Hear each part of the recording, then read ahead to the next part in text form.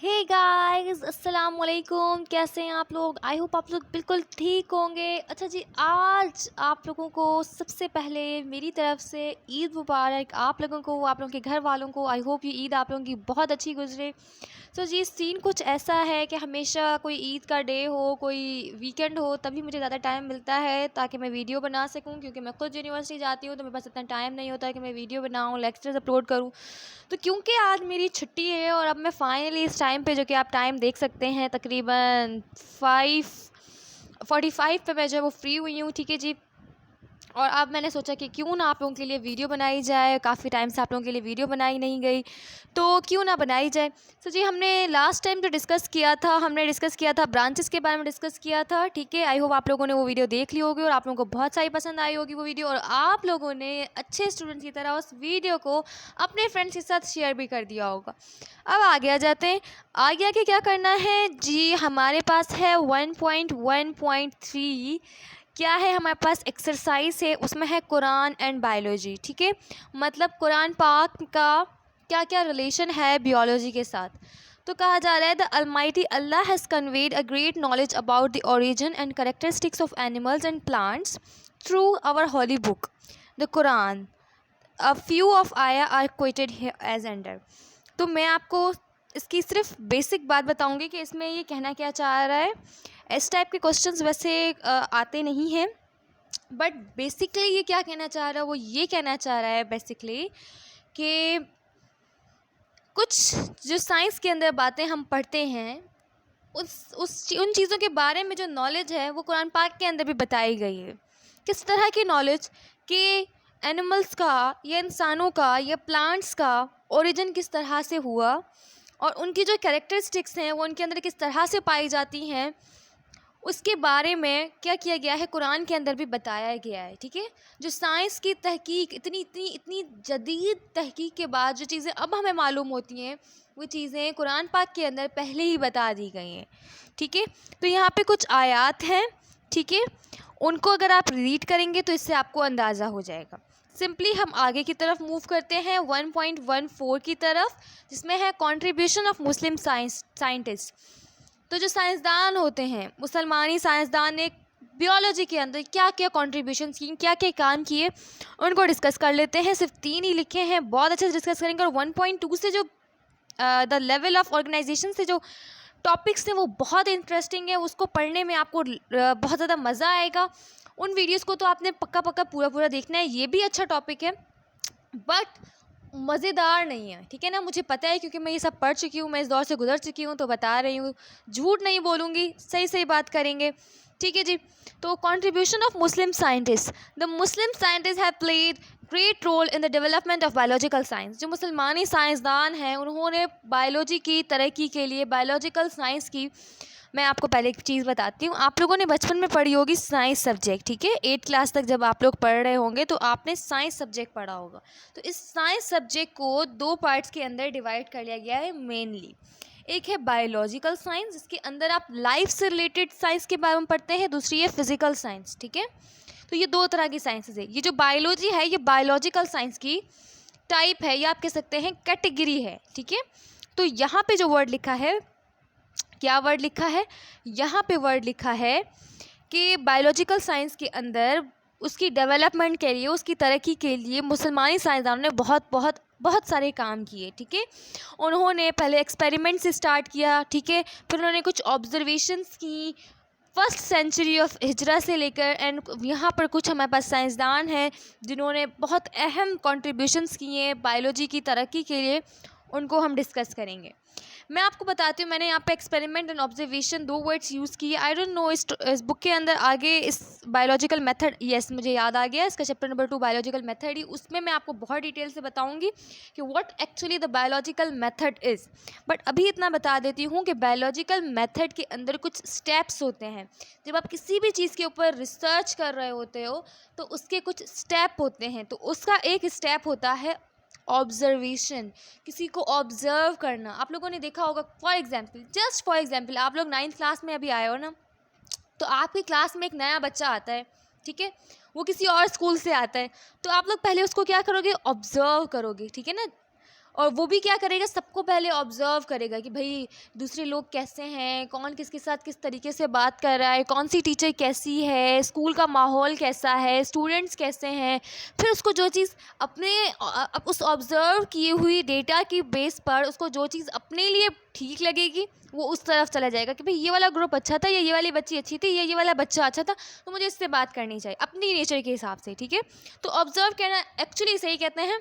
ठीक है, फिर कोई जैसे कोई रिसर्च करनी होती है तो ऑब्वियसली वो थोड़ी चेंज ऑब्जर्वेशन होती है, उस पर्टिकुलर टॉपिक से रिलेटेड आप ऑब्जर्वेशन करते हो, डेटा कलेक्ट करते हो, फिर उस पर आप एक्सपेरिमेंट्स करके देखते हो कि फिर आपको पता चलता है कि आपने जो डेटा कलेक्ट किया था, आपने जो ऑब्जर्वेशन की थी वो ठीक है भी या नहीं। एक्सपेरिमेंट करेंगे तो ही पता चलेगा। तो जो एक्सपेरिमेंटेशन होता है बायोलॉजिकल मेथड का इम्पॉर्टेंट पार्ट होता है। सो जाबिर बिन हयान बहुत फेमस साइंसदान है, उनकी यहाँ पर आपको ये टाइम पीरियड मिलेगा, ये आप याद मैं तो कहूँगी नहीं करें, कर भी लें तो भी ठीक है, बट ये इतने इम्पॉर्टेंट नहीं है क्योंकि, और इतने इंटरेस्टिंग भी नहीं है, तो छोड़ दीजिएगा। ज़्यादा से ज़्यादा भी अगर मैं कहूँ ना आया भी तो एक ही MCQs आएगा इस टॉपिक से। ठीक है, हो सकता है शॉर्ट नोट बन के आ जाए तो चॉइस पे छोड़ दीजिएगा, और ये फिर डेट ना लिखिएगा, डेट पे अपना दिमाग मत वेस्ट कीजिएगा, बस 2-4 लाइनें इसकी समझ लीजिएगा जो मैं समझा रही हूँ। तो भाई जाबिर बिन हयान, जो जाबिर बिन हयान थे वो कहाँ पैदा हुए थे, ईरान में पैदा हुए थे। इन्होंने कौन सी फील्ड के ऊपर काम किया, केमिस्ट्री के ऊपर काम किया। आप लोगों का सब्जेक्ट है केमिस्ट्री, भाई उसी पे काम किया था।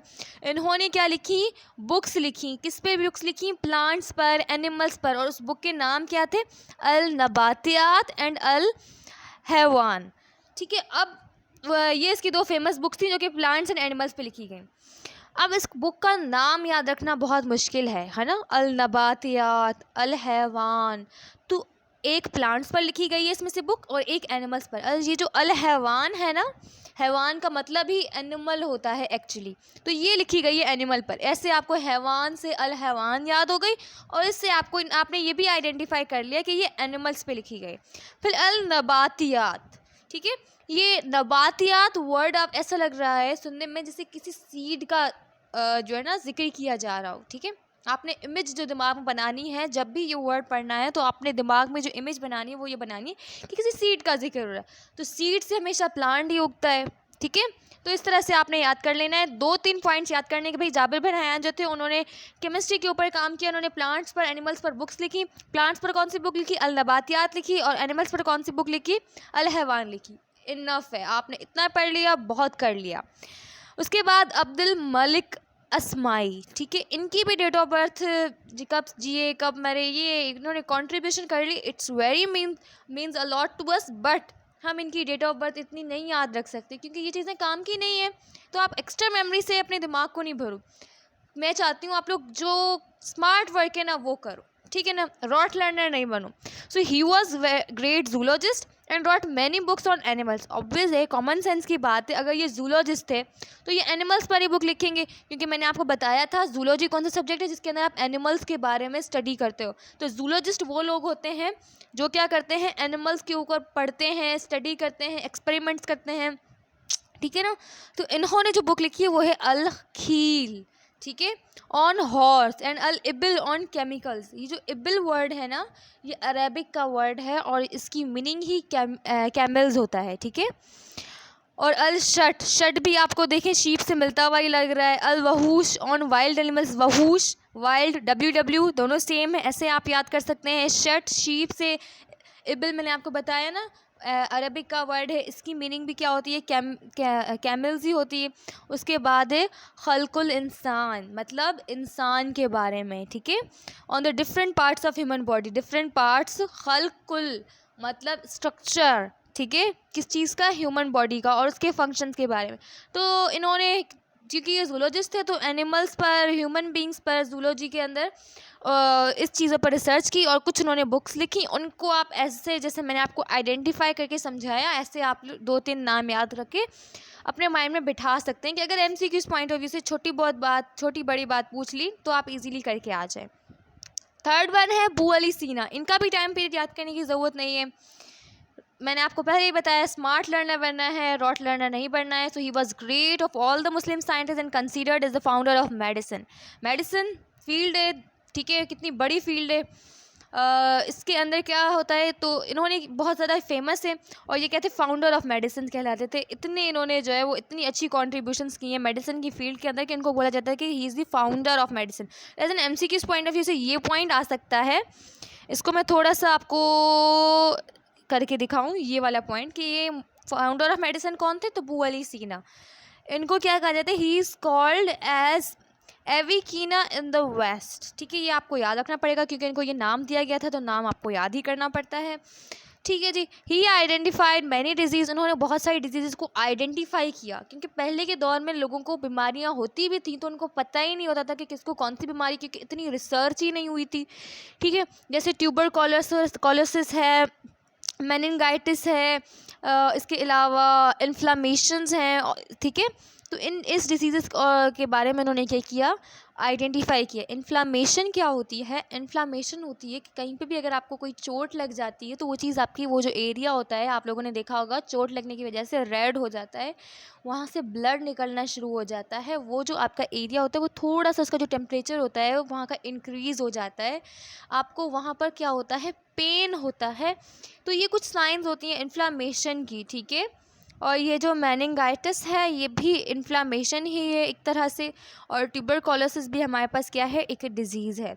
तो इसके बारे में क्या किया, आइडेंटिफाई किया। फुल मैं इनकी आपको डिटेल नहीं बता रही हूँ, बस इतना ही याद रखें आप।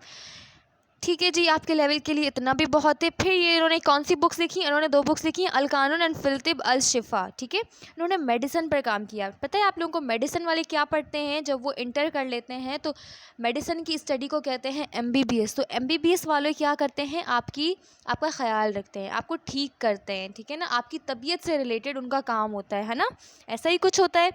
तो आपने ये 2 चीज़ें याद रखनी है। ये देखें, इसकी बुक का नाम कैसे याद करेंगे, फिल तिब अल शफ़ा। शफ़ा मतलब सेहत, तिब तबीयत। इस तरह से आपने याद रखना है कि ये वाली बुक इन्होंने ही लिखी है भाई। कानून, अल कानून मतलब उन्होंने कोई कुछ कानून वानून बनाए होंगे तभी तो इतनी मेहनत की होगी ना। ये सिर्फ ट्रिक के तौर पे बता रही हूँ, ऐसे ना आप ऐसे जाके किसी को बता के आ जाओ कि भाई हमें एक यूट्यूब चैनल पे हमने पढ़ा था फ्री ऑनलाइन कोचिंग पे और उन्होंने मैं ऐसे बोल दिया। नहीं, कानून मैं आपको इससे बता रही हूँ सिर्फ ट्रिक के तौर पर याद करने के लिए कि उन्होंने कोई कानून वानून बनाए होंगे, अपनी ज़िंदगी को कोई एक वे में चलाया होगा, तभी उन्होंने MBBS तक पहुँचे होंगे, ऐसे तो कोई नहीं पहुँच सकता।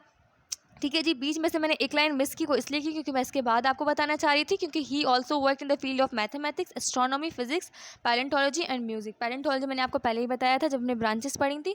तो फॉसिल्स की जब हम स्टडी करते हैं उसे हम पैलेंटोलॉजी कहते हैं। जब फिजिकल साइंस के बारे में स्टडी करते हैं, एनर्जी के बारे में स्टडी करते हैं, मैटर के बारे में स्टडी करते हैं, उसे फिजिक्स कहते हैं। इसी तरह से आपने जो चांद सितारों के बारे में स्टडी करते हैं उसको कहते हैं एस्ट्रोनॉमी।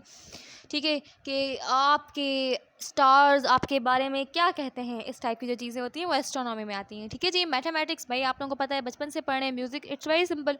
तो इस मेडिसिन के तो ये फाउंडर थे ही थे, उसके साथ साथ ये सारे सब्जेक्ट्स के अंदर भी उन्होंने बहुत अच्छा काम किया। ठीक है, तो ये आप लोगों ने याद रखना है। आई होप आप लोगों को ये वीडियो पसंद आई होगी। नेक्स्ट वीडियो के अंदर लेवल ऑफ ऑर्गेनाइजेशन को स्टार्ट करेंगे और कंप्लीट डिस्कस करेंगे।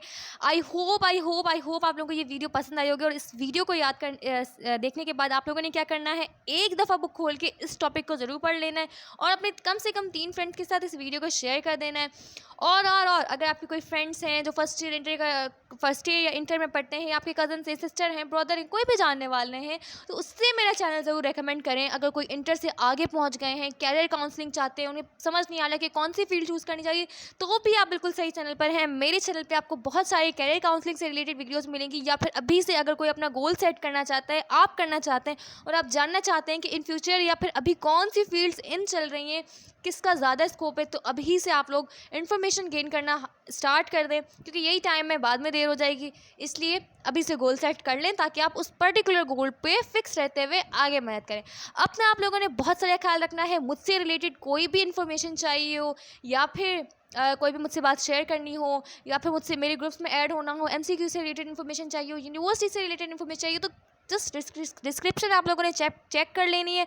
और क्या करना है, वहाँ पे आप लोगों ने ग्रुप्स मेरे फेसबुक पर और पेजेस वगैरह को ज्वाइन एंड लाइक कर देना है। अपना बहुत सारा ख्याल रखिएगा, दुआ में याद रखिएगा। लाइबा खान को दीजिए इजाज़त। अल्लाह हाफिज़।